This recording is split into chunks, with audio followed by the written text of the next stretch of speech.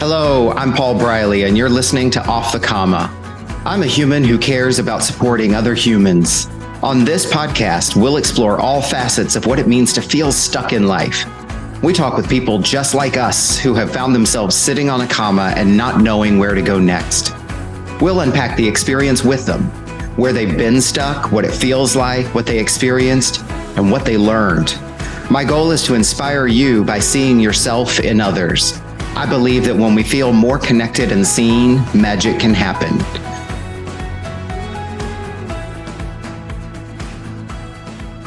All right, welcome back, everybody. Again, another exciting episode this week. And I am excited this week to be talking to another one of my colleagues and new friends from across the pond, as we jokingly love to say here in the States, but over in the UK, another one of my exciting new friends from over in the UK. And really looking forward to this conversation. Anna and I have been talking for some time about being on the show. And so here we are. You know, timing is always going to happen when it needs to happen. And so this is exciting. So I'm going to stop rambling. I'm going to hand it over to Anna Sudbury, who is in the United Kingdom.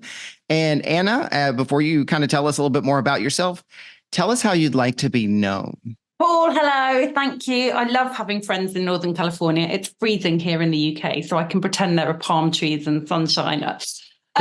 We can too. It's cold here right now. Oh, don't burst my bubble. California's got to be Katy Perry and beaches and sunshine, but maybe one day. How would I like to be known? I'm Anna. I'm she, her, my pronouns. I'm a midlife mum. I've got 2 boys. I'm into joy. I'm into simple pleasures. I want to be known for being friendly and fun and caring and thoughtful. Whether or not I am or not, who knows? What do I love? I love being outside. I love seeing trees, sea and sky. I love chatting and swapping stories. And I'm a little bit nervous, Paul, that we're never going to stop. We're just going to keep going. I love hanging out with people who fill my cup. Okay. I'm a talker. I'm a texter. I'm a hugger. I like making people laugh, and I hate making people feel bad.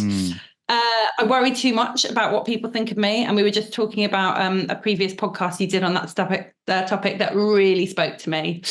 I hate mess and clutter. I kill my houseplants all the time, and I love my dog. That is everything you need to know about me, who I am, and how I want to be known.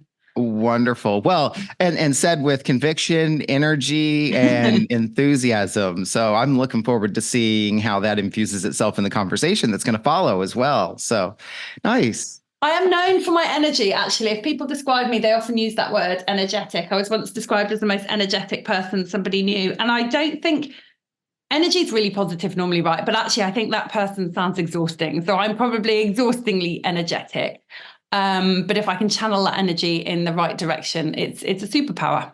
For sure. Well, and we all have the things, right? The things that make us who we are, and those things serve us 80% of the time. I'm making these numbers up, right? And kind of work against us 20% of the time. They can certainly, as I've learned doing different types of personality assessments and instruments and things like that, there's your strengths, right? And they can be overused and they can be underused, right? So it's not a matter of them being good or bad or right or wrong. It's just a matter of kind of the degree to which we bring these things into our lives and use them, right? I suspect. And I'm excited to find out that your energy level very much serves you much of your life. Yeah, it definitely does. Nice. Anna, one of the things that I do before we get into the 5 questions that we use in every episode with every guest, I like to start by saying, what intention would you have for yourself during our conversation today? I want to have fun. I love conversation. I love talking. Having fun doesn't mean we won't go deep. It doesn't mean we won't cover topics that are personal and perhaps painful. But it does mean we will come out of this with a smile on our face and having shared stories that will bring us both something moving forward. I don't expect us to be laughing our heads off over the next 45 minutes. I don't mean that sort of fun, but I just want this to be a pleasurable experience that we both get something from, and hopefully some listeners get something from. But, you know, if you have, I'm sure you have a ton of listeners, but let's say nobody dials into this particular episode, as long as you and I have got something out of it, that's what I'm here for. Oh, I like that. Like focusing on what's in front of us first. And if others benefit from it, then that's kind of the bonus, is what I'm Oh hearing my you God, say. of course. Yeah. Oh, I like that. If I'm thinking about other people, then I'm going to perform, right? And I don't want to perform. I just want to have a lovely chat with my friend Paul and see what we cover. Oh, this resonates so true with some other things and themes that are happening in my life right now. So I love that you said that. My intention is to support you in that and to create a space for you to be able to have fun and cover the topics and go in as deep as you want to, and for us to get something out of it, and to do exactly what you said, which is make it possible for others to be able to hear your story, to be able to connect with the parts of the story that resonate with them, and that someone out there, or many someone's out there, will be inspired by what you have to say and share with us. Yeah. So Yeah. awesome. Well, I'm excited to hear what we're going to be talking about. As always, you and I haven't really talked about what you're going to be sharing with us. So, and as always, I ask the same 5 questions. So let's jump in with the first question. Anna, where have you found yourself sitting on a comma in your life? I love this question, and I've thought quite a lot about the punctuation of it. Was it a comma? Was it a semicolon? And then I realised I was being ridiculous. I was sat on a comma when I was sat on a plane. It was May 2019. It was a bank holiday, which is a public holiday in the UK. So I'd been to Guernsey, which is a small island, kind of between the UK and France, beachside. We'd hung out with some friends. They've got kids the same age as our kids. We had a really great time, but it was a very boozy weekend. And it came off the back of a very boozy few weeks in the office. I work in advertising. At that point, I was wining and dining clients a lot. We had a lot of team drinks, team outings. I've been in advertising over 20 years now. And for all of those 20 years, a lot of what I've done has been based around wining and dining people. And I never thought it would be possible to do my job and be good at my job without that element. So I'm sat on that plane. We've got up early to catch the plane. I've got my 2 children kind of climbing all over me. I'm trying to keep them well behaved so I don't annoy other people on the plane. And I have the hangover from hell. And not only is it the hangover from hell, but it's like the culmination of several weeks of hangover. And I just feel tired. And the air hostess is going down. She's offering tea, coffee, but also beer, wine, whatever. And I'm like, oh my God, I just need a break from the alcohol. And bearing in mind, it's Monday, right? Because it's a public holiday. So it's not even a weekend, but I go, I will make it to the next weekend without having a drink. That's only 4 days. But at the time, it felt massive. And so I was stuck on that comma thinking, there are 2 ways I can go. I can keep doing this. I can keep drinking too much. And I don't label myself an alcoholic, but I was definitely drinking in a way that wasn't serving me, in a way that a lot of frazzled, tired mums drink. You know, we drink at the end of the day because we're exhausted by our kids. We drink at the end of the work day because that's how we signpost that it's 6 o'clock and we can put the computer down and start putting the kids to bed.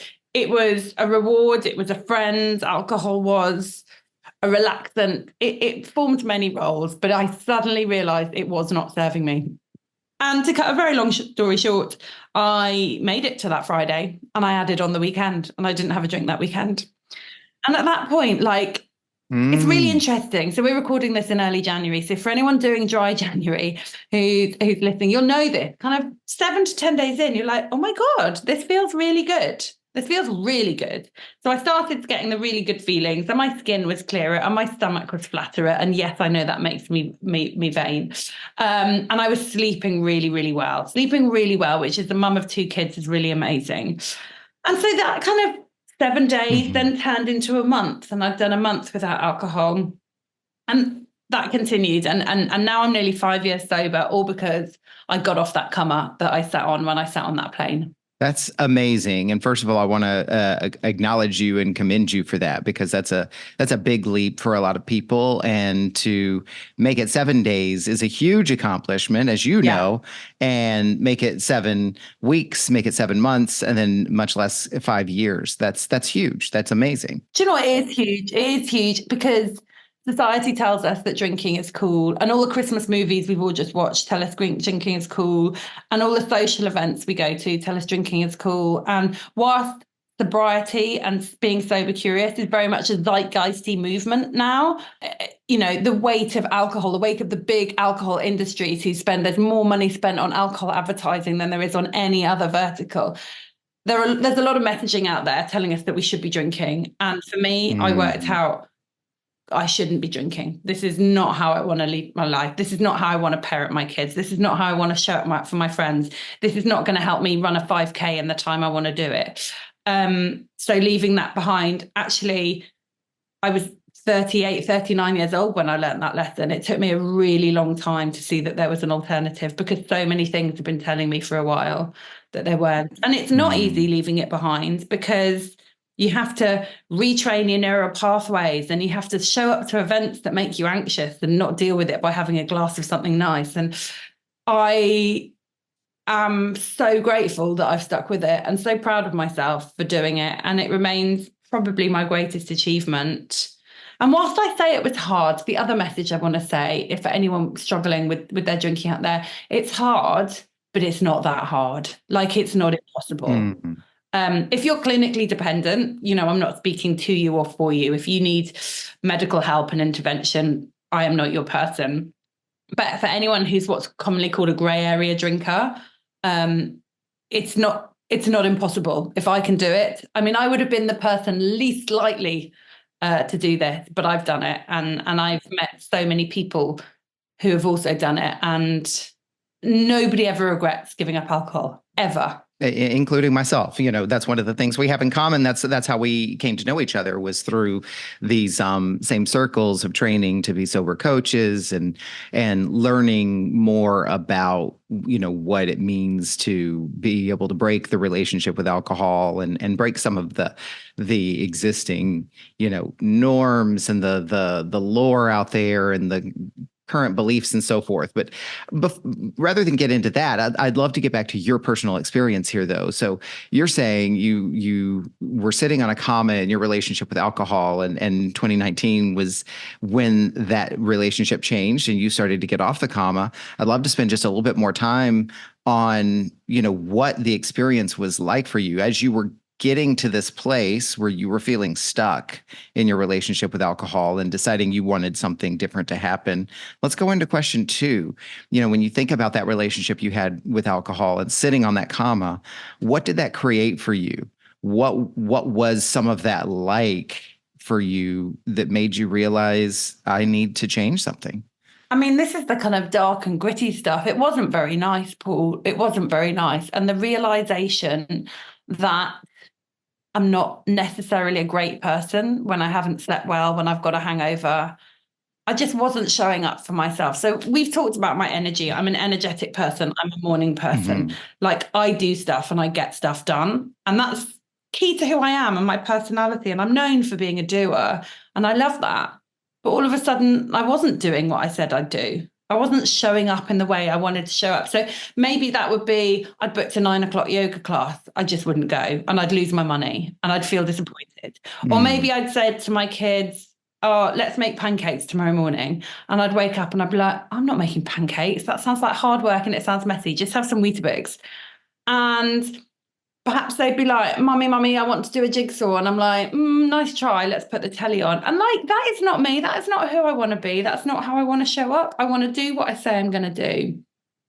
And I want to be a playful parent to my children, who now are 8 and 9. So they must have been like 3 and 5 when I ditched the drink. So really still in the zone of playing and Lego and hide and seek and running in the park and going on the swings. I wanted to be that sort of parent and getting involved with that. I'd say also my relationship was really suffering. I am married to a really nice man. We've been married for 12 years. We were together for 2 years before that. He is my person. He is who I want to be with. So why was I spoiling it by drinking too much, which turned me into someone who's a bit argumentative, someone who picked fights, someone who was hypercritical? And I think I talked to someone else about this the other day. We talk a lot about in vino veritas. Actually, I don't think you say the truth when you're drunk. I think you say really ridiculous things that you don't mean and don't stand by.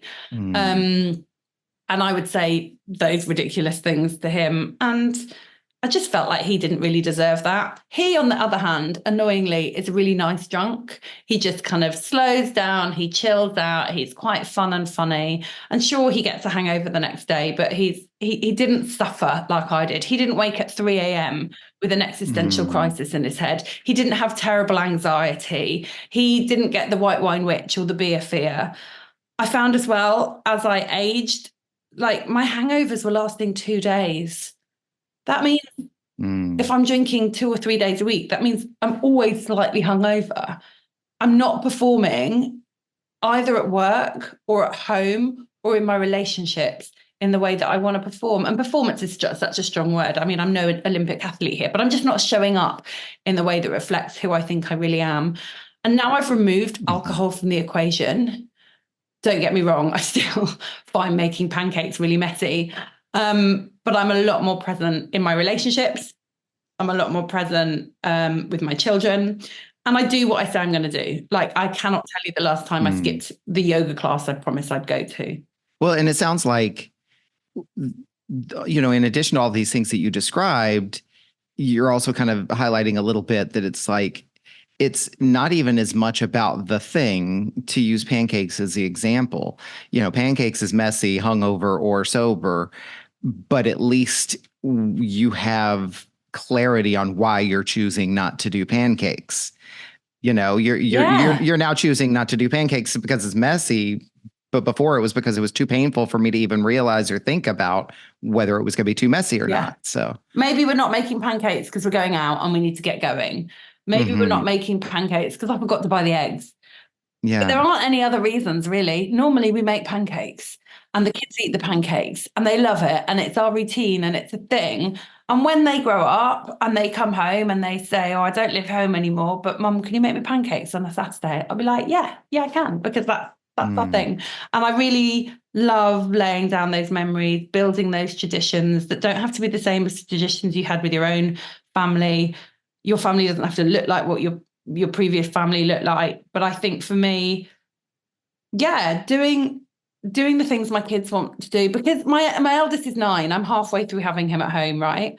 So I want to enjoy those times. It's really lovely. It's really lovely being a parent, I think. And I really want to enjoy the good bits of it, because there are really shit bits of parenting. There are really awful, awful bits, particularly in the early days. I'm into the fun stage. I'm into the bit where they're not babies anymore, but they're not teenagers either. So I'm in this magical window where I want to show up and I want to be present. And I don't want to miss a thing, because this stage will end soon. They'll be teenagers. They'll be going out with their friends. They won't want my pancakes because they'll be in bed on a Saturday morning. So now's my time to lean into that. And I cannot imagine a thing that would happen that would make me want to turn back to alcohol. Yeah. Well, and what I love is that you were very, very clear about the things that you were losing or missing out on as a result of that relationship, and all of the things that you gained as a result of changing that relationship. That's a really powerful story. And we're gonna talk a little bit more about, what did you learn and things like that. But I want to stay with what it was like to sit on this comma just a little bit longer, if we can, because in you telling your story, I think there's a lot of people out there who are going through exactly what you went through, right? And they are trying to imagine possibility because they already have a deep knowing. There's already that voice, that whisper, that little tug, that little pull, but they're not quite there yet. And because everybody's journey is unique, as we both know, right? Everybody has to go in their own timing. But I think one of the questions that people might have, which I think will be very powerful, is let's go back to that flight on that bank holiday. I don't want to go back to the flight. No. Well, you share only what you need or want to share. I'm sitting on the plane. Yeah. Here's what my question is, because this I think could be so powerful, and I'm even curious. What happened for you in that moment that you made the decision, I just can't do this again, and I'm not doing this until Friday? Take us back to that moment. Like, what? I guess people would ask the question, like, how did you know? And how did you know you were going to be able to do this?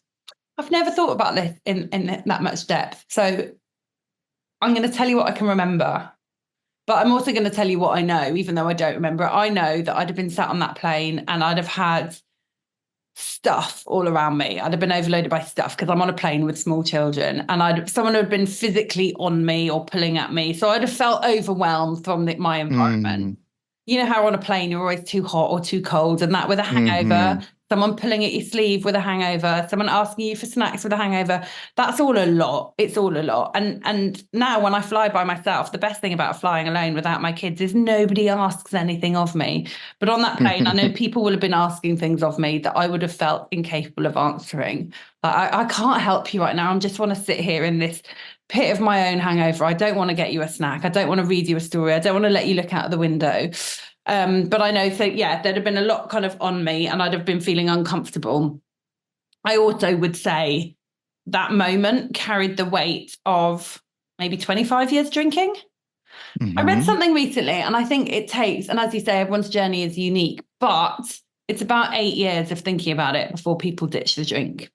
mm 8 years of going, oh, is this good for me? Is this right for me? This makes me feel shit, but I'll probably keep going. Or 8 years of waking up at 3 a.m. So I had that 8 years, but maybe it was 25 years. I had the history of my drinking weighing on me. And some of those times, I'm not going to lie, some of those times drinking were really fun. I had some great hmm nights out. I had some wild times. I met some brilliant people. But when I think about what alcohol brought, maybe I'd have done that without the alcohol. Maybe I'd have had just as good as, I don't know, because I can't repeat that time. But when I think about what alcohol benefit was bringing to me, I sat on that plane and I thought, I can't do it. I cannot do this week of busy work meetings, of drop off and pick up at school, of cooking dinners, of phoning my parents, and of remembering birthdays and all of those things. I just can't do it with alcohol in the mix. And all the lessons I'd learned over the last 8 years, 25 years, all those years of drinking, I knew that to be true. That fact became hyper apparent. And I just knew, and it didn't take time to build. I just knew there was a moment on that flight, and I just knew I can't survive this work week. I can't survive this personal week with alcohol in the mix. mm And I think maybe somewhere very, very deep down that I didn't acknowledge at that time, there might have been a thought that said, what will happen on Friday? Because Friday is what's going to have changed by Friday. But I didn't allow myself at that time, or until really recently, to think about forever. I never ditched the drink thinking, well, I'm never drinking again. Because even now, I'm 43, I've got a lot of life left, right? I do not hmm know what's going to happen in the rest of my life, what misery and joy and wonder and all sorts is going to hit me. So I don't know if I'm ever going to have another drink again. But right now, I cannot think of a reason why I would. And on that mm plane, I couldn't think about forever because it was too big. But I suspect that 0.01% of my being was like, this is probably going to be a bigger decision than you think. I'm hearing a number of things. Yeah, and thank you for sharing that and answering that question. The things that come up for me are that it wasn't just this, oh, I'm drinking and enjoying the drinking, and then suddenly one day the decision just took care of itself for me, and then I wasn't drinking anymore.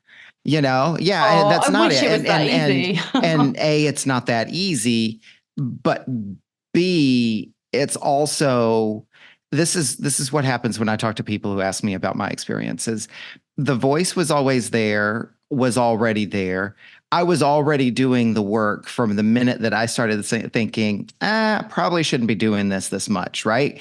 And so all of that, as you described it, that 8 years of contemplation, regardless of how many years it is for each person, right? Like that is the work. You are doing that work, and it's sort of like investing, right? Financially, that money is going into the bank. Those thoughts are going into that bank, and then you got to Yeah. that point where it was just like, today is just too goddamn painful for me to even think about repeating this pattern tomorrow. So let's see how the pattern's going to change tomorrow, the next day. And I know a lot of times you've talked to people, I've talked to people, I've experienced it myself. You've probably experienced it. You say that the next day it doesn't change, but this time it did. And it's because of all of that. Yeah. Like, you had been doing the work. Just because you didn't quit sooner didn't mean that you weren't preparing yourself. That's what I believe I'm hearing you say. Yeah. I agree. And I also think by the time, well, for me, I don't know what your story's like, but by the time I ditched the drink for good, I had already done dry January 2 or 3 times. I'd done sober October. I'd done 10 days here and there without a drink. I had experimented half-heartedly with sober curiosity. I'd probably read some Quit Lit. I'd probably followed some people on social who didn't drink because I was vaguely interested. So that flirtation with the sober curious lifestyle, I think, is the sign that something might need to change with someone's relationship with alcohol. And I think if you're asking yourself if you drink too much, and if you're asking yourself if your life would be better without alcohol, then you probably want to experiment with what the other side of the fence looks like, because no one's going to hold a gun to your head and make you do this forever. And just like you experimented with trying alcohol in the first place, you didn't just come out of the womb and, saying this with a little bit of humor, but not good humor.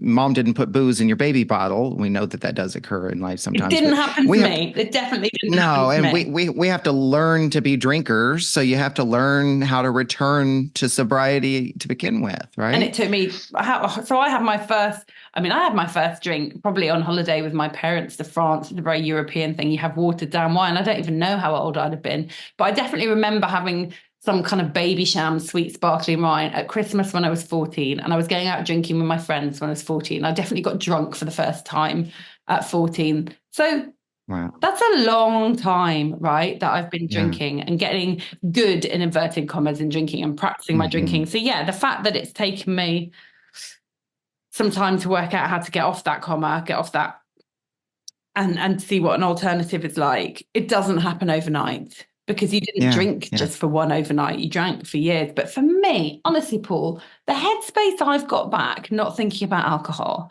that I've got back, not waking up at 3 a.m. in the morning and worrying about my behavior. And that thing as well, when you're trying to be a moderate drinker, when you're like, well, I won't drink on Saturday, but I will have a glass of wine on Sunday with lunch. And then, oh no, I'm driving in the afternoon, so I won't do that. So maybe I will drink on Saturday. Like, what a boring thing to think about. That's so dull. Think about something really cool and amazing and brilliant instead. Yeah. Spend your limited time on this earth thinking about stuff that is wondrous and wonderful, because we have enough life admin in our day-to-day without adding alcohol and moderation to that. Well, and I think too, in hearing you and then thinking about my own experience, the one thing that I would interject and kind of put on this recording for people who are listening is, if you're not clinically dependent, or you don't suspect you are, that's a different conversation. You can contact Anna or me, or we can put you in touch with other people if this is something that you need to talk about. But not to plug that. What worked for me and what I'm hearing works for you was not putting too much into, well, society says this is too many, or I'm allowed to have that many and stuff like that. Just going with your own experience and knowing if you think or feel you're having too much, then listen to that.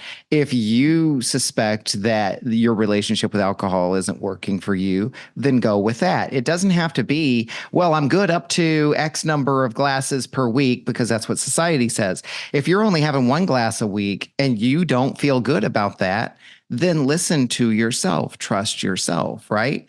And that's what my experience was, is I quit worrying about, I should be able to have X amount of glasses per week or whatever, because I wasn't able to. And it didn't matter what everybody else was able to drink. And it wasn't about keeping up with other people. I just got to a point where, which sounds like you got to on the plane, where this not drinking tomorrow can't be as hard as drinking tomorrow is going to be. So it's funny how the tables can turn, right? Yeah. And it's really interesting you say that. So I'm in the UK, so we have NHS guidelines on how much you can, in inverted commas, drink per week. And it's different for a man than it is for a woman. And let me tell you, I outdrank those limits every single week. When my doctor asked me how much I drank, I would lie. And I cannot tell you how much I love saying to my doctor now, I don't drink, because of so many times I was there going, ooh, what's a unit? I don't know. I probably do that in a night. And I had a perfectly functioning life, but I definitely threw alcohol, too much alcohol into the mix, but it was really normal because everyone around me did the same. And actually, to a certain extent, still do. I'm still married to a man who loves a drink. My friends are still boozers. And do you know what? Well, it doesn't matter because that's their choice and their issue. Maybe it's not an issue. But for me, my decision was the amount I am drinking, and it doesn't even matter how much it is, but the amount I am drinking is not serving me. Alcohol is not serving me in the way I thought it was. It's not bringing anything good into my life because I can have all that good stuff. I can go to a wedding and have a really great time. I can go out for dinner with my girlfriends and have a really great time. I can go on a date with my husband and enjoy myself. I cannot think how alcohol would make that any better now. And I'm still having the fun. And the other thing I did is when I ditched the drink, I did it pre-pandemic. So do you remember that bit in the early pandemic? People were either getting hyper fit or they were really drunk all the time. And so I managed to avoid that kind of that pit. But I know a lot of people really struggled in the pandemic and haven't necessarily managed to rein their drinking in. And I am just so grateful that I didn't drink through the pandemic because I don't know what it would have done to me. That was a really tough time. It was tough for everybody, but it was a particularly kind of tough, I think, if you were with young children in the house. Oh, yeah. I can only imagine. So, yeah. Anna, you have already shared with us quite a few things you've learned about yourself, but in honor of question 3, what else would you share that you have learned about yourself as a result of sitting on this comma or just learned in general? I've learned that I'm a superhero because ditching the drink is hard and I've done it. I've learned that what's in my glass is the least interesting thing about me. Nobody cares what you're drinking. Nobody cares. I've learned that my timing was really good. So I always reference this lovely friend of mine who ditched the drink about 12 years ago, and there were no alcohol-free things for her to drink in the bar, and she still did it. I did it in the time of 0% gin and Prosecco and seed lip and all these wonderful, wonderful drinks, and they just get better. There's just more and more stuff out there week in, week out. So zeitgeist-wise, I was on the nail. I've learned that my energy is really powerful and a really big part of who I am, and hopefully my energy is coming across in this, but it's a really positive energy, and I'm not interested in talking about the negative effects of alcohol. If you want to educate yourself on what alcohol does to your body, you can do that. 7 different cancers, 200 diseases. It ruins your sleep. It stops your body behaving properly. It inhibits all your organs. I don't really care about that because I didn't care about that for all the time I was doing that damage to myself. What I care about is the fact that I step into each weekend kind of fresh and happy and full of optimism and positivity, and I'm not hungover from the night before, and I kind of make the most of each moment, not each moment on a kind of rainy Tuesday, for example, but like I do generally make the most of my time and my energy. And I think looking at the positives, and you touched on this earlier, what I've gained, I don't look at what I've lost because it's one thing, but when I look at what I've gained, it's a multitude of things. And I think I'm also really chuffed to be giving my kids an example of what sober can look like, because it can look like so many things. But I think typically people see it as really boring. My life is not boring. I am not boring. My life is full and full of wonderful people, full of wonderful things. I didn't have that example growing up. I had a great example. My parents are amazing. I had a lovely family, but I never knew that not drinking could be a thing unless you're an alcoholic, and that was a terrible thing to be. I didn't realize you could just choose not to drink because it was just an amazing option. And I think my final point, I always assumed if I ever quit drinking, it would be because, I'd woken up in a gutter with one shoe on, missing a tooth, and no idea where my house keys were. I've never woken up in that position. I've woken up in with some fairly broken memories and missing belongings, but I've never woken up in that position. You don't have to hit rock bottom to ditch the drink.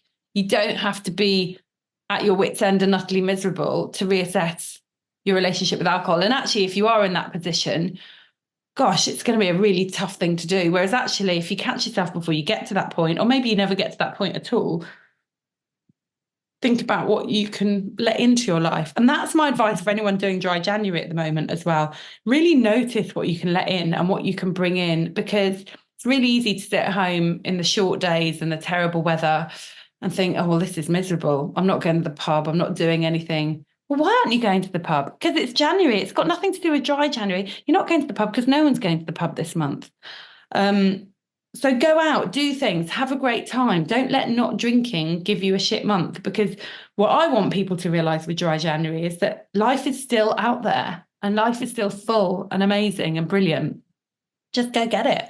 I really appreciate how, you share these things, because it really does change the narrative for around this topic in particular, right? That, you don't have to believe everything that they say out there about, alcohol versus being an alcoholic. There's just we won't get into all of that, but there's just a lot of narrative out there that even in people wanting to change their relationship with alcohol and quit drinking, there's narrative to shame you back into drinking out there. Yeah, So there definitely a is. lot of different schools of thought and a lot of different things that you can subscribe to. And we'll table that for another conversation. But I do want to ask question 4, and you have already answered this one a bit, but let me ask it in case there's anything you would add, which is what has changed for you as a result of sitting on this comma?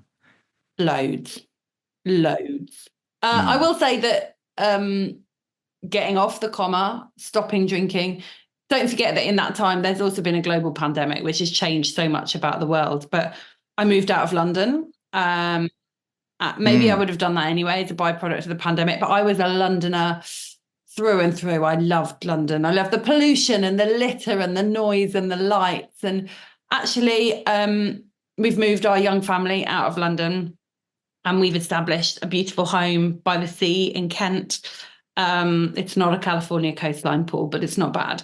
And I've taken a career pivot. I've moved out of sales, which I've done for all of my career, and I've moved into a more strategic role, which I love. And I don't know if I'd have been brave enough to do that without the push I've had.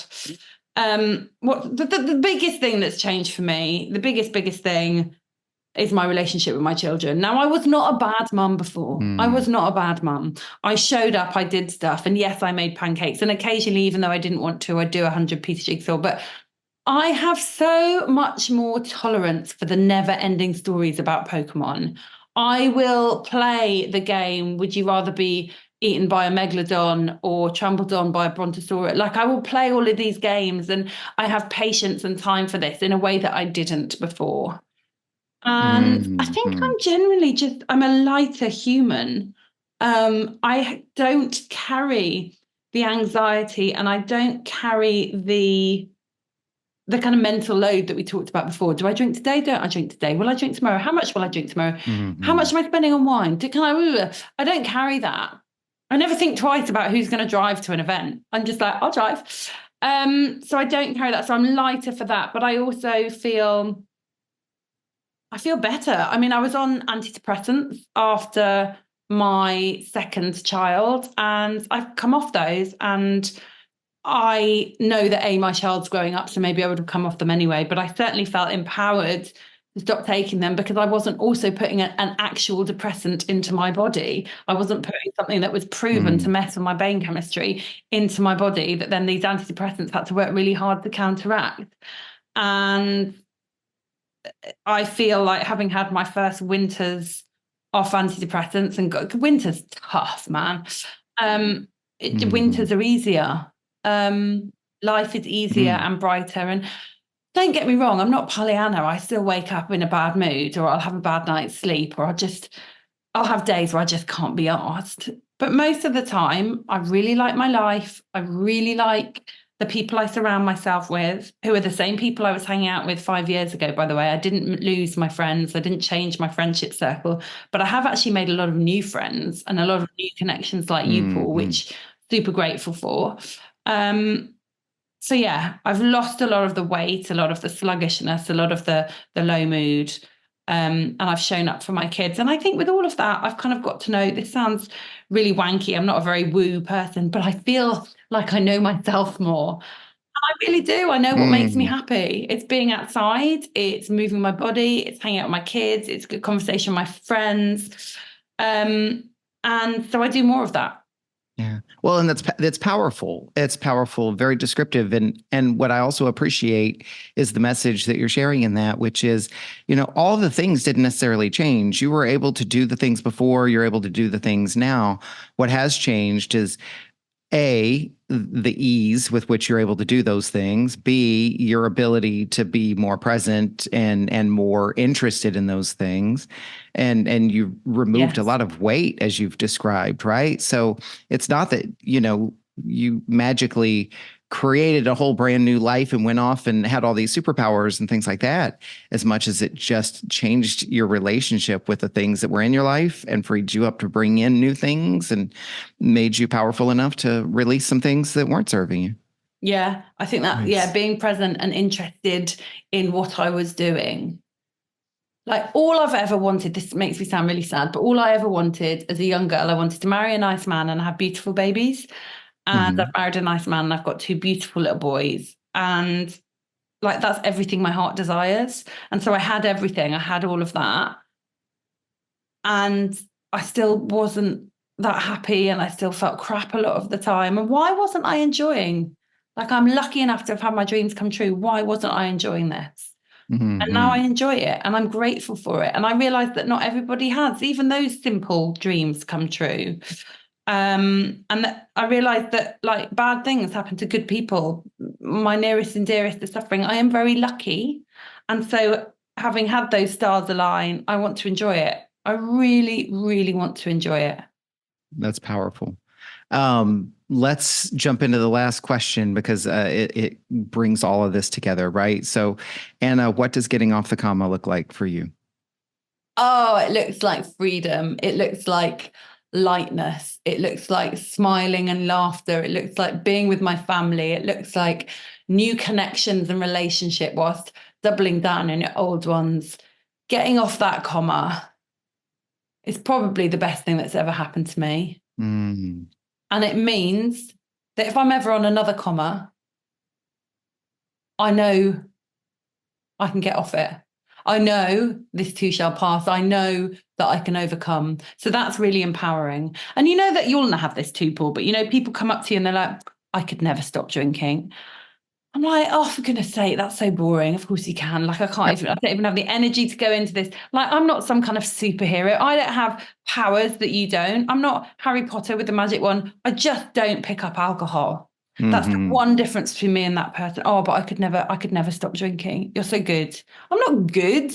I'm not good. Good are the people who are out saving lives and doing amazing work in the parts of the world ravaged by torment and disaster. I'm not good. I'm just someone who's worked out that my life is loads better without alcohol in it. And one day, that person who's like, oh, I could never give up alcohol, although I feel a bit hungover today and I don't feel like, one day that person might work that out too. Hmm. And I'll be here to help them and champion them and support them. But what I've done is not miraculous, it is not superhuman, it is something that normal, ordinary people do every single day. And again, I'm not talking about people who have terrible, ravaging addictions. That is not what we're talking about here. But normal people can stop drinking. People without addictive problems can stop drinking quite simply. You just don't have another drink. It's that simple. Yeah, yeah. Well, and I'd offer a reframe because when somebody feels confident enough to come and approach you and say, "Oh, I could never do what you've done," the reframe opportunity here is, well, of course you could. What makes you Mm. believe you can't, right? Yeah. Because it's not about being a superhero. Like you described it. People see you as a superhero because they see you doing something that they don't believe that they can do.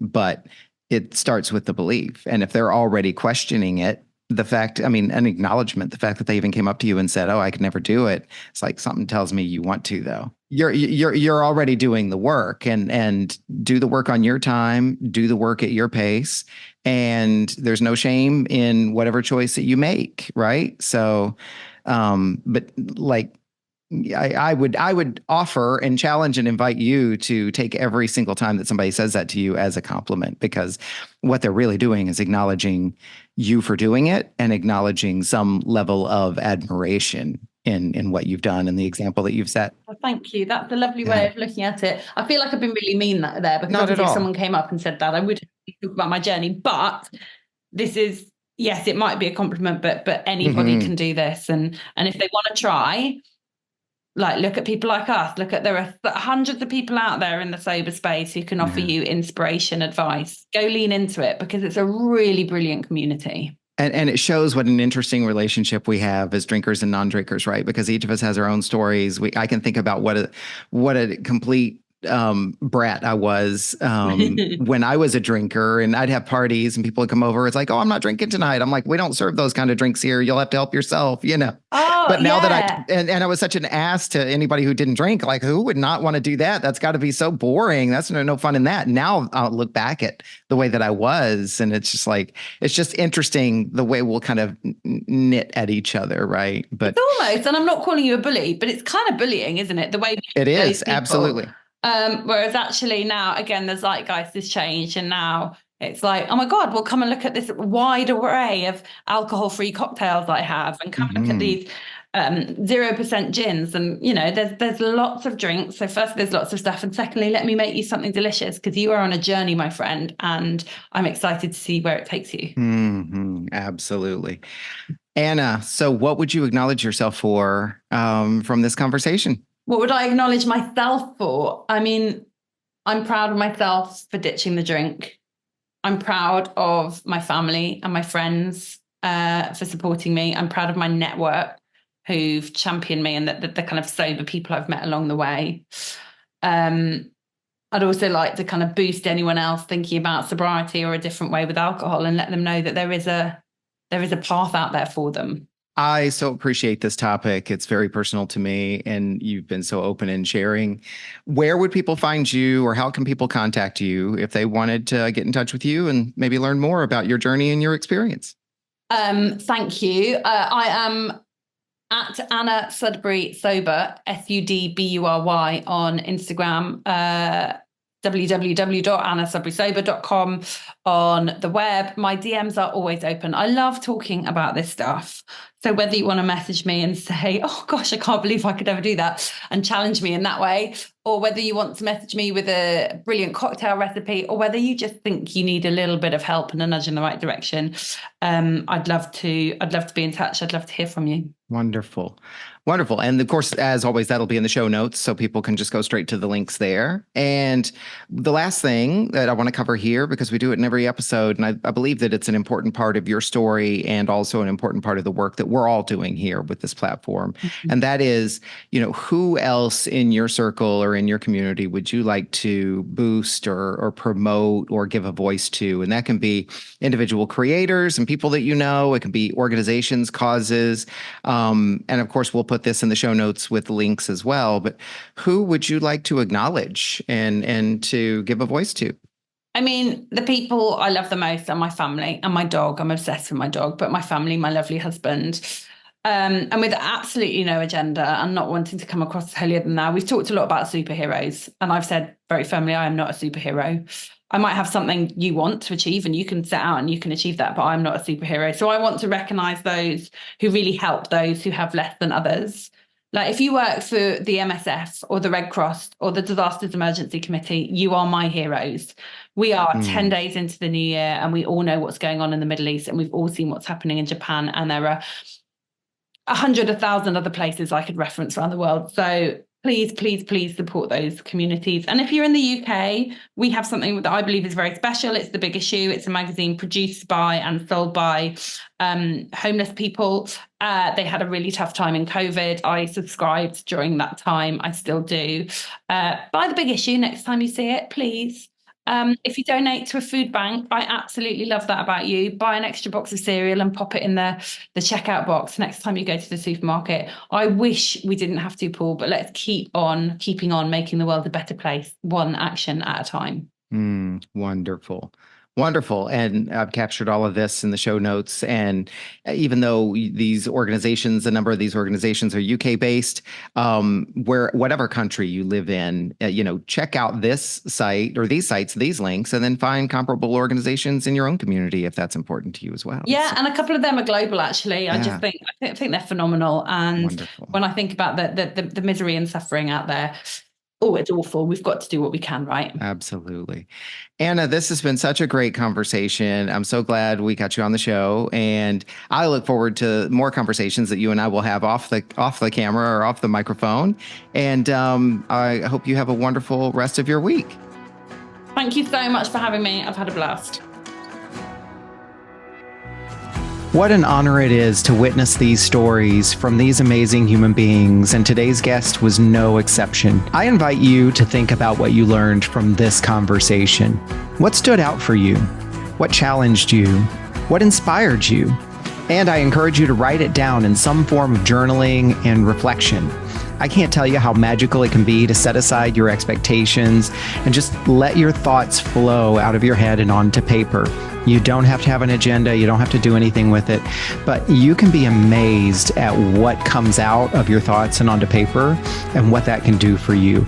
I know freestyle journaling has been a powerful practice in my life for a very long time. You just never know what you might discover about yourself. Thank you for listening to this episode of Off the Comma. Follow me on social media at Off the Comma, and also look for upcoming workshops and events at offthecomma.com, or better yet, go to offthecomma.com and sign up for my mailing list and let me bring the news directly to you. I am passionate about keeping this podcast ad-free so that we create a safe container for people to be able to tell their stories uninterrupted by commercials and promotions. I currently cover all the production costs, and I'm happy to continue doing so. And I'm also open to and appreciative of any donations that anyone would like to contribute. This is nothing more than to be able to support the podcast and cover some of the monthly editing and producing and equipment costs that are associated with this podcast. So look for the donations link in the podcast descriptions wherever you find this podcast. Be sure to like this episode, follow the podcast, and